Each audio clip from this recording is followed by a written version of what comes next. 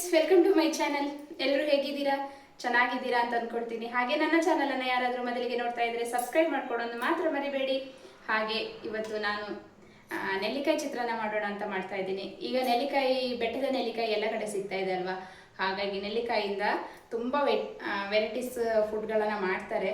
ನೆಲ್ಲಿಕಾಯಿ ಹೇಗೆ ಯೂಸ್ ಮಾಡೋದು ಅಂತ ಕೂಡ ನಾನು ಮೊದಲು ವಿಡಿಯೋ ಮಾಡಿದ್ದೆ. ಬಟ್ ಇವಾಗ ನಾನು ನೆಲ್ಲಿಕಾಯಿ ಚಿತ್ರಾನ್ನ ಮಾಡೋದು ಹೇಗೆ ಅಂತ ಇವತ್ತು ನನ್ನ ವಿಡಿಯೋದಲ್ಲಿ ನೆಲ್ಲಿಕಾಯಿ ಚಿತ್ರಾನ್ನವನ್ನು ಹೇಗೆ ಮಾಡ್ತೀನಿ ನಾನು ಅನ್ನೋದು ನಿಮ್ಮ ಜೊತೆ ಶೇರ್ ಮಾಡ್ತೀನಿ. ಅದಕ್ಕೆ ಏನೇನು ಐಟಮ್ಸ್ಗಳು ಬೇಕು ಅನ್ನೋದಾಗಿ ನಾನಿಲ್ಲಿ ಒಂದು 10-12 ನೆಲ್ಲಿಕಾಯಿ ತೊಗೊಂಡಿದ್ದೇನೆ. ಇದನ್ನು ಇವಾಗ ಹೇಗೆ ನೆಲ್ಲಿಕಾಯಿ ಚಿತ್ರಾನ್ನ ಮಾಡೋದು ಅಂತ ತೋರಿಸ್ತೀನಿ. ಬನ್ನಿ ನೆಲ್ಲಿಕಾಯಿ ಚಿತ್ರಾನ್ನ ಮಾಡಲಿಕ್ಕೆ ಹೋಗುವ. ಈಗ ನಾನಿಲ್ಲಿ ಒಂದು 10-12 ನೆಲ್ಲಿಕಾಯಿಯನ್ನು ತುರಿದು ತಗೊಳ್ತೇನೆ. ಫಸ್ಟು ತುರ್ಕೊಳ್ಳುವ ನೆಲ್ಲಿಕಾಯಿಯನ್ನು ನಾವು ಎಲ್ಲ ನೆಲ್ಲಿಕಾಯಿನ ಈ ರೀತಿ ಮಾಡಿ ತುರ್ಕೊಳ್ಳುವ. ನೆಲ್ಲಿಕಾಯಿ ಮಕ್ಕಳು ಹಾಗೆ ಕೊಟ್ಟರೆ ತಿನ್ನೋದಿಲ್ಲ. ನೆಲ್ಲಿಕಾಯಿ ಸ್ವಲ್ಪ ಒಗರು ಸ್ವಲ್ಪ ಕೈ ಬರುತ್ತೆ ಅಂತ ಮಕ್ಕಳು ತಿನ್ನಲಿಕ್ಕೆ ಸ್ವಲ್ಪ ಅವಾಯ್ಡ್ ಮಾಡೋದ್ರಿಂದ ಈ ರೀತಿ ಮಾಡಿಕೊಟ್ರೆ ಮಕ್ಕಳಿಗೆ ನೆಲ್ಲಿಕಾಯಿ ಅಂತಲೇ ಗೊತ್ತೇ ಆಗಲ್ಲ. ತುಂಬ ಚೆನ್ನಾಗಿ ತಿಂತಾರೆ. ಹೆಲ್ತ್ ಬೆನಿಫಿಟ್ಸ್ ಕೂಡ ಅವರಿಗೆ ಸಿಗುತ್ತೆ. ಇವಾಗ ನೆಲ್ಲಿಕಾಯಿನ ಎಲ್ಲವನ್ನು ಇದೇ ರೀತಿ ತುರ್ಕೊಳ್ಬೇಕು. ನಾವೆಲ್ಲ ಸ್ಕೂಲಿಗೆ ಹೋಗುವಾಗ ಬೆಟ್ಟದ ಕಾಡಲ್ಲಿ ಹೋಗಿ ನೆಲ್ಲಿಕಾಯಿ ಮರದ ಹತ್ರ ಹೋಗಿ ನೆಲ್ಲಿಕಾಯಿಯನ್ನು ಕೊಯ್ದು ತಿಂತಾಯಿದ್ದೀವಿ. ಅವಾಗೆಲ್ಲ ನಾವು ಕಾಡಿಂದ ಹಣ್ಣುಗಳನ್ನು ಜಾಸ್ತಿ ಯೂಸ್ ಮಾಡ್ತಾ ಇರೋದ್ರಿಂದ ಅವಾಗಿನ ಆರೋಗ್ಯ ತುಂಬ ಚೆನ್ನಾಗಿರ್ತಾಯಿತ್ತು. ಇವಾಗ ನಾವು ಏನು ತಿಂತಾಯಿದ್ದೀವಿ ಅಂದರೂ ಕೂಡ ಎಲ್ಲ ಕೆಮಿಕಲ್ ಐಟಮ್ಸ್ಗಳನ್ನೇ ನಾವು ತಿಂತಾ ಇರೋದ್ರಿಂದ ಆರೋಗ್ಯದ ಸಮಸ್ಯೆ ಕೂಡ ಜಾಸ್ತಿ ಬರ್ತಾಯಿದೆ ಇವಾಗಿನ ಜನ್ರೇಷನ್ನಲ್ಲಿ. ಇವಾಗ ಎಲ್ಲವನ್ನು ಅದೇ ರೀತಿ ತುರ್ಕೊಳ್ತೀನಿ. ಹಾಗಾಗಿ ನಮಗೆ ಎಷ್ಟು ಸಾಧ್ಯನೋ ಅಷ್ಟು ನಾವು ಪ್ರೋಟೀನ್ ಇರುವಂಥ ಆಹಾರಗಳನ್ನು ಮನೆಯಲ್ಲೇ ನಾವು ರೆಡಿ ಮಾಡಿ ತಿನ್ನೋದ್ರಿಂದ ತುಂಬಾ ಹೆಲ್ತ್ ಬೆನಿಫಿಟ್ಸ್ ಇರುತ್ತೆ. ಮಕ್ಕಳಿಗೆ ಹೊರಗಡೆ ಹೋಗಿ ಬೇಕಾಗಿರೋ ಫುಡ್ಗಳನ್ನು ಕೊಡಿಸೋದಕ್ಕಿಂತ ಮನೆಯಲ್ಲೇ ನಾವು ಯಾವುದಾದ್ರೂ ನಮಗೆ ಆಗುವಂಥದ್ದನ್ನ ರೆಡಿ ಮಾಡಿ ಕೊಟ್ಟರೆ ಮಕ್ಕಳು ಕೂಡ ಇಷ್ಟಪಟ್ಕೊಂಡು ತಿಂತಾರೆ. ಹಾಗೆ ಅವರ ಹೆಲ್ತ್ ಕೂಡ ಚೆನ್ನಾಗಿರುತ್ತೆ. ಮಕ್ಕಳು ಅಂತಲ್ಲ, ಎಲ್ಲರಿಗೂ ಕೂಡ ಎಲ್ಲರಿಗೂ ಆರೋಗ್ಯ ಅನ್ನೋದು ಎಲ್ಲರಿಗೂ ಮುಖ್ಯನೇ ಅಲ್ವಾ? ಮಕ್ಕಳಿಂದ ಹಿಡಿದು ದೊಡ್ಡವರಿಂದ ಹಿಡಿದು ಎಲ್ಲರಿಗೂ ಕೂಡ ಆರೋಗ್ಯವೇ ಭಾಗ್ಯ ಅಂತ ಹೇಳಿದಾಗೆ ಆರೋಗ್ಯ ಅನ್ನೋದು ಎಲ್ಲರಿಗೂ ಬೇಕು. ಹಾಗಾಗಿ ಎಲ್ಲರಿಗೆ ಕೂಡ ಒಳ್ಳೆಯದೇ. ಇವಾಗ ಎಲ್ಲವನ್ನು ತುರ್ಕೊಳ್ಳುವ. ಈಗ ನಾನೊಂದು ಮಿಕ್ಸಿ ಜಾರನ್ನು ತಗೊಂಡಿದ್ದೇನೆ. ಮಿಕ್ಸಿ ಜಾರಿಗೆ ಕಾಯಿ ತುರಿಯನ್ನು ಹಾಕ್ಕೊಳ್ತಾ ಇದ್ದೇನೆ. ತೆಂಗಿನಕಾಯಿ ತುರಿಯನ್ನು ಹಾಕಿ, ಹಾಗೆ ಇಲ್ಲಿ ನಾನೊಂದು 10 ಮೆಣಸಿನಕಾಯಿಯನ್ನು ತಗೊಂಡಿದ್ದೇನೆ. ಹಸಿ ಮೆಣಸಿನಕಾಯಿ 10 ಯೂಸ್ ಮಾಡ್ಕೊಂಡಿದ್ದೇನೆ ಇಲ್ಲಿ. ಹಾಗೆ 1 ಗಡ್ಡೆ ಬೆಳ್ಳುಳ್ಳಿ, ಹಾಗೆ 1-2 ಇಂಚು ಶುಂಠಿ. ನಾನಿಲ್ಲಿ ಜಾಸ್ತಿ ಕ್ವಾಂಟಿಟಿಯಲ್ಲಿ ಚಿತ್ರಾನ್ನ ಗೊಜ್ಜು ಮಾಡ್ತಾ ಇರೋದ್ರಿಂದ ಸ್ವಲ್ಪ ಜಾಸ್ತಿ ತೊಗೊಂಡಿದ್ದೀನಿ. ಕಡಿಮೆ ಅಂದರೆ ನೀವು ಸ್ವಲ್ಪನೇ ಯೂಸ್ ಮಾಡ್ಕೊಳ್ಬೋದು. ಅದನ್ನು ರುಬ್ಕೊಂಡು ಬರ್ತೀನಿ. ಇವಾಗ ಒಲೆ ಮೇಲೆ ಒಂದು ಪಾತ್ರೆ ಇಟ್ಕೊಂಡಿದ್ದೀನಿ. ಪಾತ್ರೆಗೆ ಎಣ್ಣೆ ಹಾಕ್ಕೊಳ್ಳೋಣ.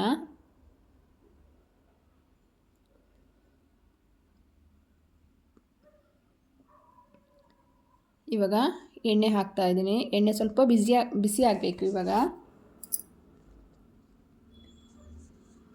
ಈಗ 1 ಸ್ಪೂನ್ ಸಾಸಿವೆ, ಹಾಗೆ 1.5 ಸ್ಪೂನು ಕಡಲೆಬೇಳೆ, ಹಾಗೆ 1.5 ಸ್ಪೂನು ಉದ್ದಿನಬೇಳೆಯನ್ನು ಹಾಕಿ ಫ್ರೈ ಮಾಡಿಕೊಳ್ಳುವ.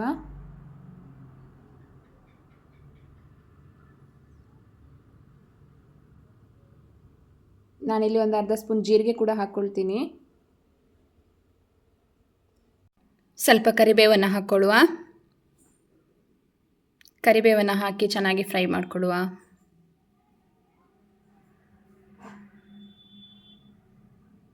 ತುಂಬ ಚೆನ್ನಾಗಿರುತ್ತೆ ಇದು ಚಿತ್ರಾನ್ನ.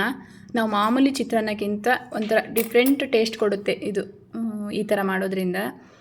ಇನ್ನೊಂದು ತೆಂಗಿನ ತುರಿಯನ್ನು ರುಬ್ಬಿ ಹಾಕಿದ್ದೇವೆ, ಮತ್ತು ನೆಲ್ಲಿಕಾಯಿಯನ್ನು ಹಾಕ್ತಾ ಇರೋದ್ರಿಂದ ತುಂಬಾ ಟೇಸ್ಟ್ ತುಂಬ ಚೆನ್ನಾಗಿರುತ್ತೆ.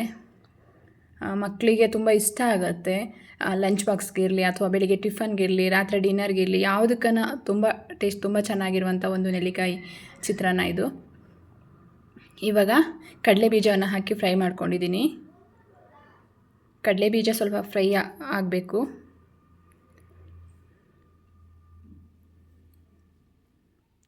ಈ ಸ್ಕೂಲ್ಗೆ ಹೋಗುವಾಗ ಮಕ್ಕಳಿಗೆ ವೆರೈಟಿ ಫುಡ್ ಮಾಡಿಕೊಡ್ಬೇಕು. ಒಂದೇ ಥರ ಮಾಡಿದರೆ ಅವರು ಕೂಡ ಇಷ್ಟಪಡಲ್ಲ ಅಲ್ವಾ? ಹಾಗಾಗಿ ಡೈಲಿ ಒಂದೊಂದು ಥರ ಡಿಫ್ರೆಂಟಾಗಿ ಮಾಡಿಕೊಟ್ರೆ ನಿಜ ಅವರು ಇಷ್ಟಪಟ್ಕೊಂಡು ತಿಂತಾರೆ. ಇವಾಗ ಕಡಲೆ ಬೀಜ ಫ್ರೈ ಆಗ್ತಾ ಬಂತು. ನಾನಿಲ್ಲಿ ಈರುಳ್ಳಿಯನ್ನು ಸೇರಿಸ್ಕೊಳ್ತಾ ಇದ್ದೀನಿ. ಈರುಳ್ಳಿಯನ್ನು ಹಾಕಿ ಚೆನ್ನಾಗಿ ಫ್ರೈ ಮಾಡಿಕೊಳ್ಳುವ. ಈರುಳ್ಳಿಯನ್ನು ಕೂಡ ಹಾಗೆ ಕಲರ್ ಚೇಂಜ್ ಆಗೋ ತನಕ ಸ್ವಲ್ಪ ಫ್ರೈ ಮಾಡಿಕೊಂಡ್ರೆ ಈರುಳ್ಳಿಯ ಫ್ಲೇವರ್ ತುಂಬ ಚೆನ್ನಾಗಿ ಬರುತ್ತೆ.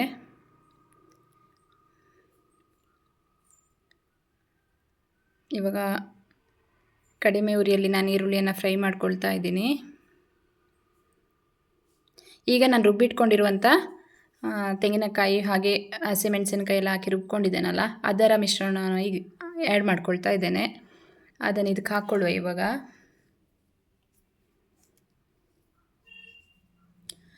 ತೆಂಗಿನಕಾಯಿ ಹಾಕಿರೋದ್ರಿಂದ ಅದರ ಫ್ಲೇವರ್ ಒಂಥರ ಡಿಫ್ರೆಂಟು, ಈ ಚಿತ್ರಾನ್ನದ ಟೇಸ್ಟೇ ಡಿಫ್ರೆಂಟಾಗಿ ಬರುತ್ತೆ, ತುಂಬ ಚೆನ್ನಾಗಿರುತ್ತೆ. ಒಮ್ಮೆ ಇದನ್ನು ಟ್ರೈ ಮಾಡಿ, ಮಾಡಿಲ್ಲ ಅಂದರೂ ಕೂಡ ಒಮ್ಮೆ ಟ್ರೈ ಮಾಡಿ ನೋಡಿ, ತುಂಬ ಚೆನ್ನಾಗಿ ಟೇಸ್ಟ್ ಬರುತ್ತೆ. ತೆಂಗಿನಕಾಯಿ ಇಷ್ಟ ಆಗಿಲ್ಲ ಅಂದವರು ಬರೀ ನೆಲ್ಲಿಕಾಯಿ ಅಷ್ಟೇ ಹಾಕಿ ಮಾಡ್ಕೊಳ್ಬೋದು, ಬಟ್ ತೆಂಗಿನಕಾಯಿ ಹಾಕಿದರೆ ಅದರ ಟೇಸ್ಟೇ ಡಿಫ್ರೆಂಟ್ ಆಗಿರುತ್ತೆ. ಇವಾಗ ಇದು ಚೆನ್ನಾಗಿ ಫ್ರೈ ಆಗಬೇಕು. ನಾನಿಲ್ಲಿ ಒಂದು ಅರ್ಧ ಸ್ಪೂನಷ್ಟು ಟರ್ಮರಿಕನ್ನು ಹಾಕ್ಕೊಳ್ತೇನೆ.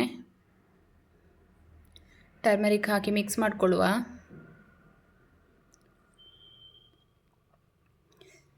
ಉಪ್ಪು ರುಚಿಗೆ ತಕ್ಕಷ್ಟು ಉಪ್ಪನ್ನು ಹಾಕ್ಕೊಳ್ತಾ ಇದ್ದೇನೆ.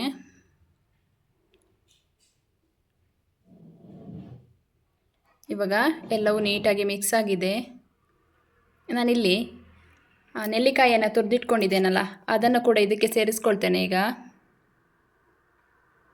ನೆಲ್ಲಿಕಾಯಿಯ ತುರಿದಿರುವಂಥದ್ದು ಹಾಕಿ ಚೆನ್ನಾಗಿ ಮಿಕ್ಸ್ ಮಾಡಿಬಿಡೋಣ. ಇವಾಗ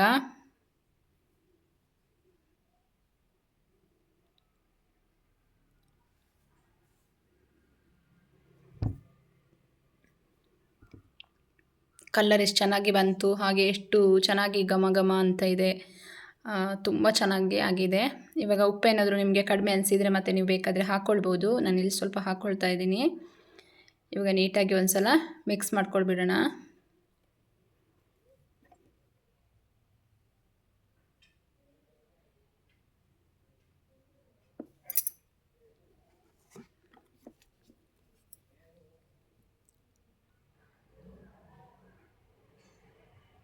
ಇವಾಗ ಎಲ್ಲ ಮಿಕ್ಸ್ ಆಗಿದೆ ನೀಟಾಗಿ.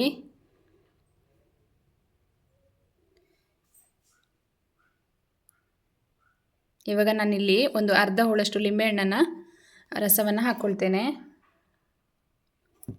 ಲಿಂಬೆಹಣ್ಣಿನ ರಸವನ್ನು ಹಾಕ್ಕೊಳ್ಳುವ.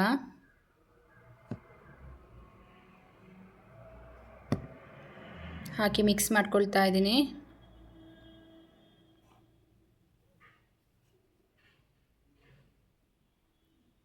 ಕೊನೆಯದಾಗಿ ಈಗ ನಾನು 1 ಸ್ಪೂನು ಬೆಲ್ಲವನ್ನು ಸೇರಿಸ್ತಾ ಇದ್ದೇನೆ. ಬೆಲ್ಲ ಹಾಕೋದ್ರಿಂದ ಟೇಸ್ಟ್ ಚೆನ್ನಾಗಿರುತ್ತೆ.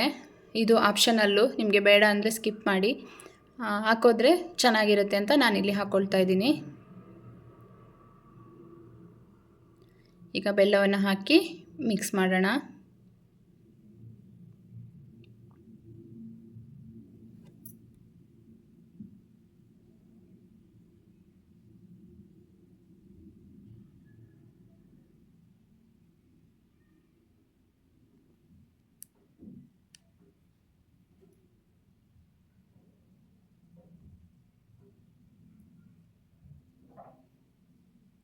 ಇವಾಗ ನಾನು ರೈಸನ್ನು ತಗೊಂಡೆ ನೋಡಿ. ಬಿಸಿ ಅನ್ನಕ್ಕೆ ನಾನೀಗ ಬೇಕಾದಷ್ಟು ಗೊಜ್ಜನ್ನು ಹಾಕಿ ಮಿಕ್ಸ್ ಮಾಡ್ತಾ ಇದ್ದೀನಿ.